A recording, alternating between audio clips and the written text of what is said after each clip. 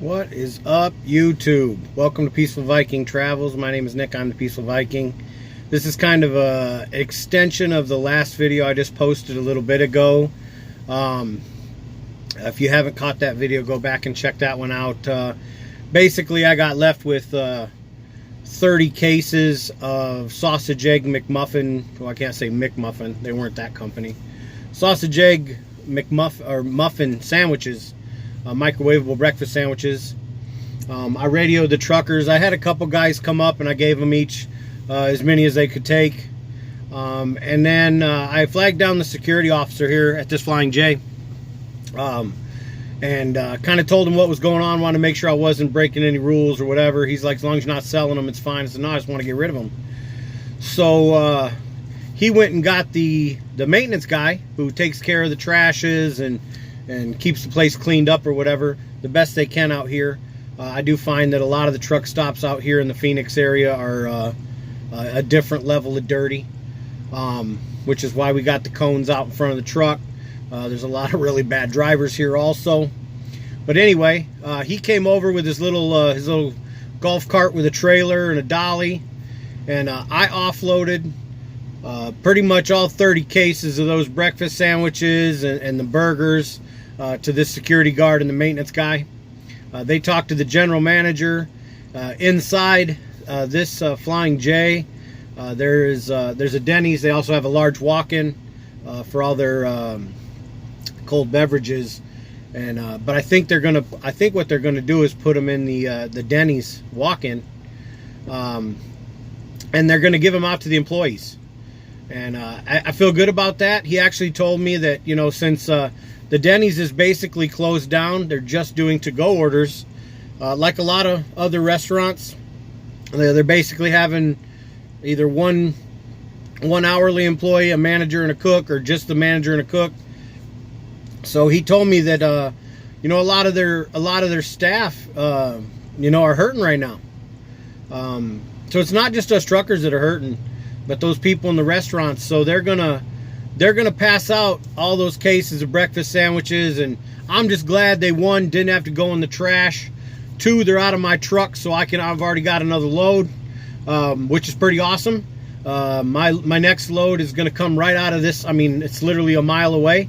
I think it's on the same block as the last load I delivered. And I'll pick that up at 4 a.m. tomorrow morning. They're actually sending me the dispatch on it right now. So yeah, it looks like it's a drop and hook, which basically means I would pull into my empty trailer. I would unhook that trailer and hook up to a trailer that's already loaded.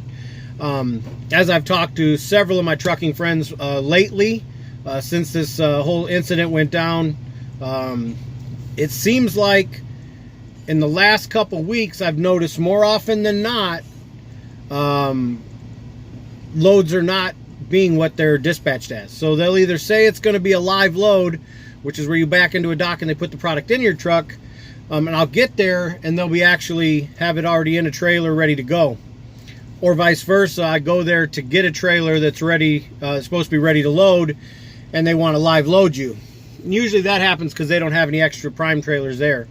So I was kind of talking to my buddy Robert about this the other day, Robert Compton, and we've kind of taken up during this coronavirus thing is, doesn't matter what the dispatch says, we're going to show up being able to drop the trailer, which means you got to have it washed out and you've got to have it full of fuel. The big thing with a lot of these, I'm actually going to get a beef load, and beef loads tend to, some of the beef plants actually have their own washouts. So some of those you show up, you can bring in an empty, a dirty trailer, and they have either a machine that washes it out or they have guys that will wash it out.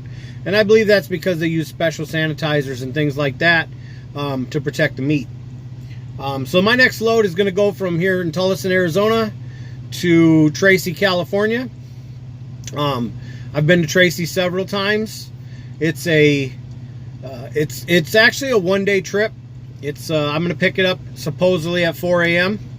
A lot of times with some of the meat loads, they'll say it's on a preloaded trailer, and if you show up at that appointment time, it's not loaded yet, and then you get stuck sitting there waiting. I took this load either way. It could bite me, because if it's not loaded and they've got to load it and they take too long, I could be late on it, because it's supposed to pick up at 4 o'clock in the morning tomorrow, and it's supposed to deliver on the 2nd at 8:30 in the morning. So that gives me, it should give me 18 hours worth of drive time to get it there, which is plenty for 687 miles. But if we drop too far below on that first day of 10 hours, it's going to be tough. But either way, I'm back out west. I'm running the routes that I'm comfortable with, that I know. And so that's kind of a good feeling. It's so much easier when you roll into a place you've already been to and you know how it works. You know the truck stops in the area. The scariest thing about this load is that I probably will end up having to park at a truck stop that my truck got hit at. And if you ask anybody who has known me since the truck got hit, I'm like crazy protective now. Guys back in next to me, I'm usually out of the truck standing there. And it's just because, I mean, I love my truck, and I want to take care of it. And I can't afford those weeks of downtime while you're waiting for it to get fixed. So I thought it was pretty impressive that I offloaded that much food in under 2 hours. They even took the pallet, which was cool. The one thing that the guy here, the maintenance guy here at the facility, said, he was so appreciative that I went to security and I asked him, if they knew of anybody who wanted this food, if they had family members in the area, because it was a lot. And somebody might have had to come up here with a truck to get it. And he said the thing he appreciated the most, and this is something for you truckers to realize, he said very, very often, guys will back to the back spots where it's like a dirt field behind the trucks. And when they have product like that, they will just throw it out there in the ditch. One, that's super messy, highly unprofessional. Two, he said it attracts dogs and birds. And then you've got homeless people digging through boxes out there behind these trucks looking for food. And it's just super irresponsible. I will never do that. I already had a plan in line. If I couldn't offload this food here in this parking lot at the truck stop, I'd already Googled several homeless shelters. The only stipulation was they would have had to come to me to get it. But it's all gone. The trailer's empty. And the other good thing about that is it was frozen food. So the entire time that I kept that food, I had to keep the reefer running to keep it frozen, which cost me fuel. So the reefer is now turned off. And what'll happen is I'm going to stay here for the day and the night, early in the morning, because my pickup's at 4 o'clock in the morning. I'm gonna go get a washout on the trailer, as long as this beef plant doesn't provide them, and I'm gonna fill up with fuel, and we'll be headed for California, probably by early morning tomorrow. So, with all that being said, that's what was going on today. The coronavirus. I don't know. I've watched people fluctuate in their beliefs on a lot of things with this. I think it was eye-opening for us as a nation, as a world, as a globe. It was eye-opening. And I'll be honest. We had what was the Ebola outbreak a while back or whatever. I didn't take that a whole lot serious. I didn't panic about this one. And we talked a little bit about this on my Facebook Live. It's about being prepared. If you're prepared, you don't have to panic. Being prepared means having a plan, executing your plan. There's no room for panic. Panicking is not good survival. And it put a whole bunch of people in a deficit that didn't need to be in a deficit. I didn't overbuy. I think I bought a little bit more canned food this time, and I bought a little extra water. That was it. I'm keeping away from people, but that was normal for me anyway. I'm still having conversations with people, though. I've watched so many people who, you can talk to somebody from 6 or 8 feet away. You ain't got to be in my face. and I don't have to be in your face. We can still have a conversation. We can still be sociable with each other. Social media, great outlet for people, keep people in contact. I think it's so funny. I find it very ironic that all the people I know, including myself, I'm just as guilty. I spend so much time with my face in a phone. Facebook, YouTube, Instagram. I'm not as active on a lot of them as maybe I should be, but we all spend so much time on social media. And then all of a sudden, they require you all to stay at home. I say you all because I'm not staying at home. I'm out here working. They require you to stay at home and sit around on your phone all day. And people have a hard time doing that. It makes no sense to me. How, I worked in the restaurant industry for a lot of years where whole families of people would come in and the entire family would be on their phone the whole time they were there. They wouldn't even talk to each other. And that's out in a restaurant. And now we're in a situation where all they want you to do is stay at home, play with your phone, and people are, I'm bored, they're stir crazy, whatever. It just baffles me. It's funny to me. Coronavirus is they've started to pick up a few cases where we're seeing trucks, with hazmat teams, where guys they've picked it up somewhere and they've been sick out here. But for the most part, I would say the entire fleet is still moving. We're still moving product. The stores are gonna get refilled. There's not a shortage. I just gave away an entire pallet of food. It's not a shortage. The only thing that caused that shortage was people panicking. So I think if you don't panic, you make a plan, execute your plan, be prepared. I'd mentioned it on my Facebook. If you live in Tornado Alley, you should probably have a storm shelter. That's called being prepared. If you live in an area that's prone to lose electricity, you probably ought to have some candles or a lantern or some other way to provide light in your home. That's called being prepared. This whole, oh my God, I'm going to go out and buy every loaf of bread they have, or I'm going to buy enough toilet paper for the next year, is crazy. These people they're not prepared, and that's what it is, and they panicked. And at the end of the day, they probably bought so much toilet paper they forgot to buy food, and at a certain point, if you're not eating, you're not going to need that toilet paper anyway. That's just a funny little humor thing to me. We're going to buy all this toilet paper, but not make sure that we have enough food in our homes that you would require that much toilet paper. Other than that, man, things are going good out here. I still enjoy my job. I enjoy what I'm doing. I enjoy being a part of something that's important. This isn't just punching a clock in a factory. This is, literally what I do affects hundreds and hundreds of people, thousands of people every day, and I'm proud of that. I'm really proud of a lot of the guys I've met and the friends I've made out here, guys and girls. I've met some cool people. Trucking is a neat brotherhood. It may not be the same as it was when my grandfather was in it. I'll admit that.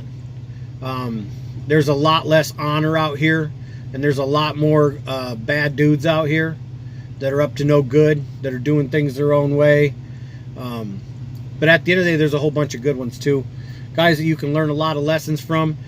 The biggest thing I'm missing with this whole thing here is I'm missing going into restaurants and sitting around with old timers. And if any of you new truckers haven't done that, I hope that this whole thing goes away to a point where you can go do that. Because you can literally learn more in a couple hour conversation with one of these old truckers than you're going to learn in years by yourself. They're going to tell you mistakes not to make. They're going to tell you how things have changed. They're going to tell you little tips and tricks and things that make your life so much easier. I got a huge benefit. My trainer, Robert, man, I talk to this guy every day. I'm probably going to talk to Robert every day for the rest of my life. And every time I talk to him, sometimes we just bullshit, and it ain't nothing. It's just us clowning around. Other times, you know, we'll be clowning around, and I'll say, hey, I got a question. I got to ask you this. What do you think about this? And he'll give me, you know, the old school trucker way of doing it, and that's always a better way. I don't know why that is, but it is. So, I gave you 2 videos today. I keep promising you better, and it is going to get better. Like I said, I did look at a GoPro and was prepared to buy it. I believe I'm also going to have to get a laptop so that I can do the editing. The Viking nieces say my videos are boring. They probably are for a kid. Man, some shout outs. I got some shout outs for today. I haven't done shout outs in a little while. Everybody loves hearing their name on YouTube, but some of these new guys that I've met, Nassim is out with Robert Compton right now, getting his 30,000 in. I think he's almost done. He's probably got about 10,000 more. I think they're in Springfield this week. Robert's getting some stuff done on the truck. Great dude. Nassim he's a cool guy. Alex Heights. If I were going to choose my first student, it would have been Alex. I don't know what it is. I just get a good vibe off the guy. He's intelligent, and I can tell he's going to do well in this industry. So training him would have been not hard. So shout out to Alex. Man, I know you're out there doing your thing, and I know there's rough days, man. When you're doing 30,000 miles in a truck with another dude, it gets rough.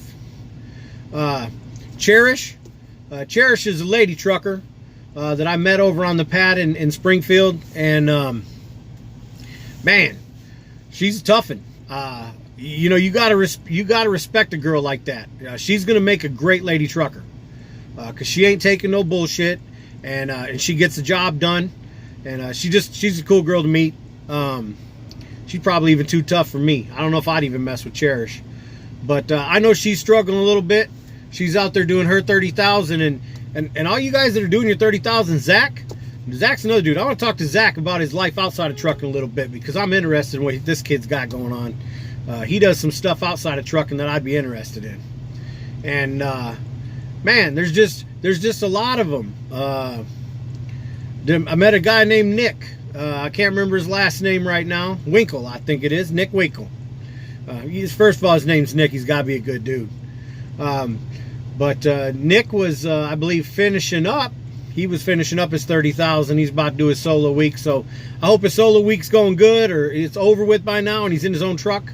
I got to reach out to him. He friended me on Facebook. So just, man, shout outs.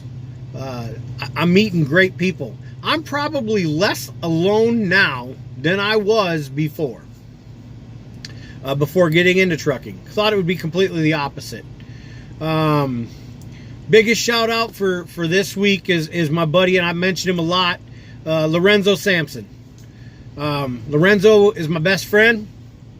I met Lorenzo in van life, my very first day of van life. I met Lorenzo, and we palled around for 4 or 5 months, living van life. We came together one day, and I said, man, I'm like, it's hot. It's August in Georgia was hot, and living in a van was miserable. It wasn't fun. I wasn't enjoying it.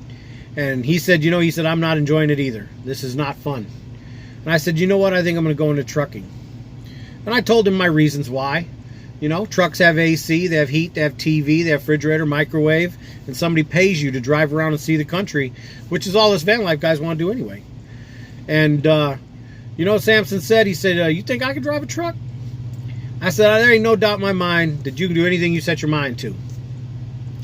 So I went away to trucking, and I don't know, a few months later, Sampson, he went into Prime's training program. It's been a long haul for him. Prime's training program's a little longer than the Wilson Logistics one, even though we run same freight. But he is upgrading. I believe he's on his way to Pittston, PA, to upgrade and get his own truck. And I've probably never been as proud of another guy in my life as I am with Sampson. He's a highly inspirational guy, and lots of props to you, Sampson. I'm happy for you, brother. But I'm going to go ahead. It's been about a 20-minute video. I'm going to go ahead and get off here for now. And I just thank all of you who watch my videos. I'm going to get better about shooting them. The truth is, I really like shooting the live videos. They're spur of the moment, and they're quick, and they're fun. These ones I have to put a little more thought into. But I appreciate all of you who have liked and subscribed to my channel. I will start putting more content out there. I've kicked around a few ideas about possibly maybe starting to do some, look at some of these custom trucks that are out here. Maybe do some interviews with some of these guys that spend their time on these trucks, because I love it. Don't let me win the lottery, because I'm going to have probably a couple custom trucks. I love that part of this. It's your house, it's your business, and also there's a certain amount of bravado in showing it off, and I'm all about that. So I just want to thank all of you who follow me and keep up with me, and y'all have a great day. Don't let this virus get you down, man. Enjoy your time with your family and with your kids. It's not very often in life that you're going to get to take this much time off with your family and really bond with them. So I hope you're using it well. Thank you very much, and y'all have a good one. Bye.